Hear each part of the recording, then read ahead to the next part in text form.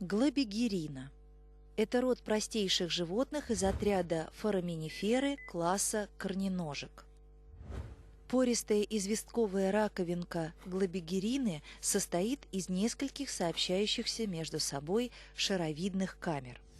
Поверхность камер покрыта многочисленными длинными радиальными иглами, облегчающими животному плавание в воде, благодаря чему глобигерина, в отличие от других корненожек, ведет не донный, а свободно плавающий образ жизни, встречаясь в большом количестве в планктоне теплых морей. Раковины умерших глобигерин падают на дно и образуют главную составную часть известкового ила, достигающего в некоторых местах океанического дна до 8 метров в толщину.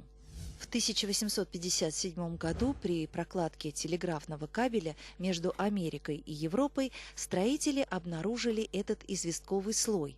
Верхние слои глобигеринового ила состоят из раковинок, а нижние в основном из обломков, образующих меловой слой.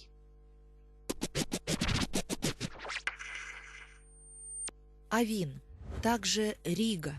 Это строение для просушивания снопов с зерном – рожь, пшеница, овес, ячмень – перед молодьбой. Сушка производилась теплым воздухом от специальной печи. Авин – это срубная постройка, в нижней части которой, так называемом ямнике, располагались костер или печь, а в верхней части – садила, снопы на горизонтальных подвижных жердях. В простейшей конструкции авин – это вырытая яма, где разводили огонь, а над ней шалаш из жердей, на который клали снопы. В XIX и начале XX века авины широко использовались в сельском хозяйстве северной и средней полосы России. В авинах также сушили лен и коноплю. В старину считали, что в авине живет авинник, дух вроде домового, но более похожий на черта и враждебно настроенный к людям.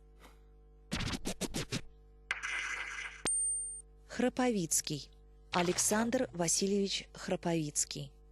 Русский писатель и публицист, сенатор, статс-секретарь императрицы Екатерины II, действительный тайный советник.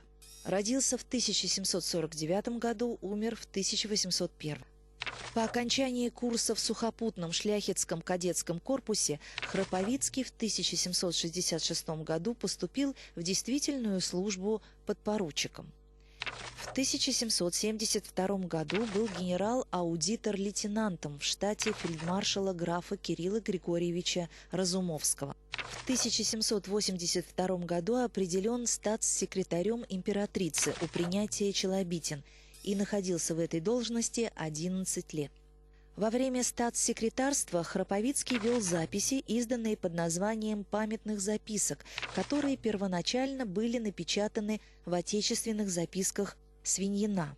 Памятные записки содержали высказывания Екатерины II по вопросам внешней и внутренней политики, характеристики, данные ею отдельным политическим деятелям, а также рисовали придворный быт и нравы того времени.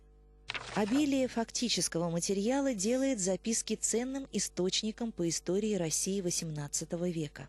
Начав свою литературную деятельность в 1762 году, Александр Васильевич Храповицкий сотрудничал в журнале «Всякая всячина», написал много стихотворных посланий, шуток и басен, а также трагедию «Идамант».